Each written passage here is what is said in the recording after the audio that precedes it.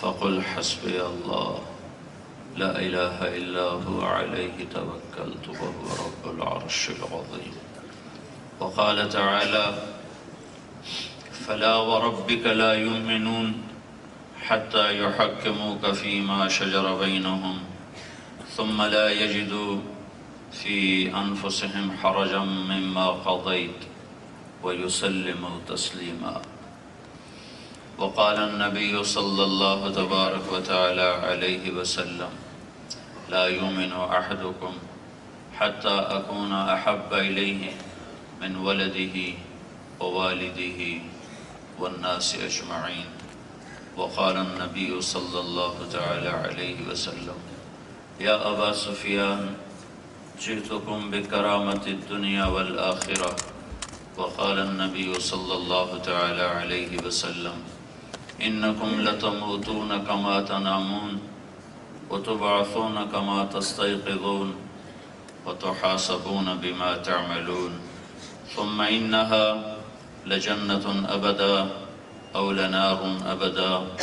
وقال النبي صلى الله تعالى عليه وسلم إن الله بعثني كافة للناس رحمة فأدوا عني او کما قال صلی اللہ تعالی علیہ وسلم۔ میں اپنی بات عرض کرنے سے پہلے ایک گزارش کروں گا کہ جو ہمارے عزیز نوجوان جوش میں نعرے لگا رہے ہیں یہ نہ لگائیں۔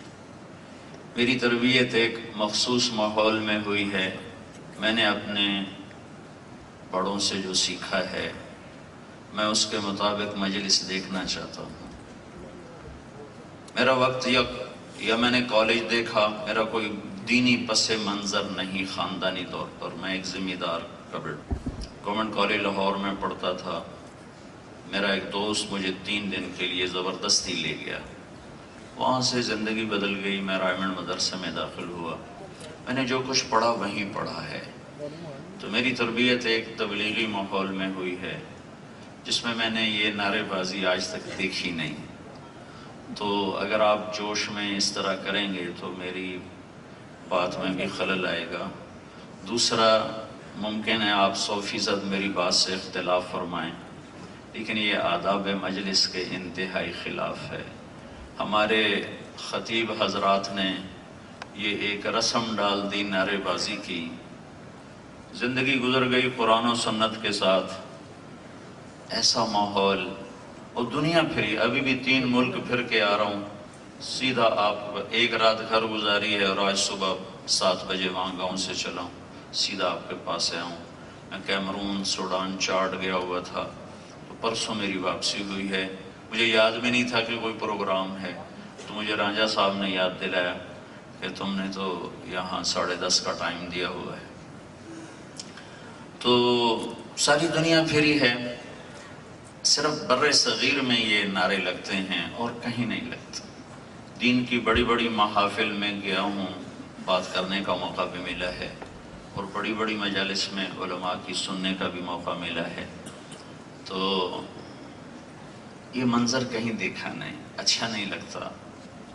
اور پھر خاص طور پر جب کوئی سیاسی ہو تو ہماری سیاست تو کھلا اکھاڑا ہے، پتہ نہیں کون سا اجتماعی قصور ہوا تھا۔ موسیٰ علیہ السلام نے ایک دن پوچھا، یا اللہ جب تو ناراض ہوتا ہے تو کیا نشانی، تیرے ناراض ہونے کی کیا نشانی؟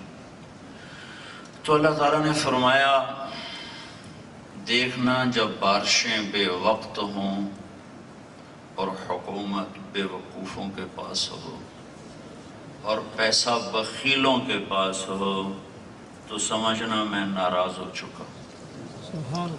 تو میں تو جب یہ حدیث یاد آتی ہے میں روتا ہوں کہ اللہ پاکستان سے ناراض ہے۔ موسم بے قابو ہیں، ہوائیں منہ زور ہیں، حکومت نکمے انسانوں کے ہاتھ میں ہے، پیسہ بخیلوں کے ہاتھ میں ہے، جنہیں غریب کو دیکھ کر ہی بخار چڑھ جاتا ہے۔ تو اللہ ناراض ہے۔ تو پھر موسیٰ چلیں مکمل کر دوں، تو موسیٰ علیہ السلام نے پوچھا، یا اللہ جب تو راضی ہوتا ہے تو کیا نشانی ہے؟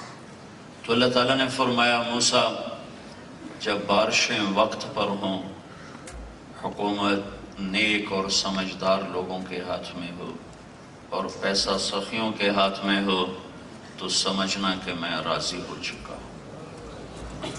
تو پاکستان سے تو اللہ ناراض ہے، کوئی اجتماعی قصور ہوا ہے، جرم ہوا ہے، بنانے والوں نے تو بڑی قربانی دی تھی، آگے سنبھالنے والے شاید سنبھال نہ سکے۔ جو قوم اپنے محسن کو ہی قتل کر دے وہ خیر کیا دیکھی۔ لیاقت علی خان گولی مار دی۔ خیر بہرحال ہمارا یہ اس وقت سیاسی موضوع نہیں۔ میں یہ کہہ رہا تھا کوئی سیاسی اکھاڑا ہو تو لگاؤ نعرے، وہاں نقار خانے میں طوطی کی کون سنتا ہے، لیکن میں بڑے وثوق سے کہتا ہوں دینی مجالس میں نعرے بازی بہت بے ادبی ہے، بہت بے ادبی ہے۔ میری بات سے آپ 100% اختلاف فرمائیں، آپ کو پورا حق حاصل ہے، لیکن مجھے بھی چونکہ آپ نے مجھے بلایا ہے تو میری رعایت کرنا آپ کے ذمہ ہے، آپ پر واجب ہے۔ تو میں اس ماحول میں پلا نہیں، پڑھا نہیں۔ ہمارا تو تبلیغ کا ماحول بہت سادہ سا ہوتا ہے، بڑے عاجزانہ انداز میں بات ہوتی ہے، کوئی خطیبانہ انداز نہیں ہوتا۔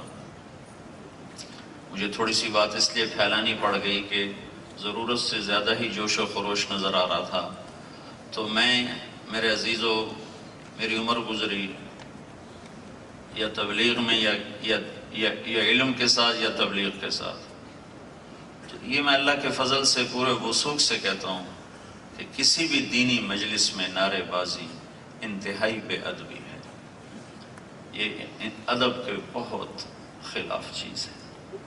تو کم از کم آپ یہاں پابندی فرمائیں، باہر آپ کی راہیں اپنی، میری پگڈنڈیاں اپنی، لیکن یہاں کم از کم اس نعرے بازی سے گریز فرمائیں۔ تو میری اپیل پہ عمل ہوگا نا انشاءاللہ۔ اللہ آپ کو بہت جزائے خیر عطا فرمائے۔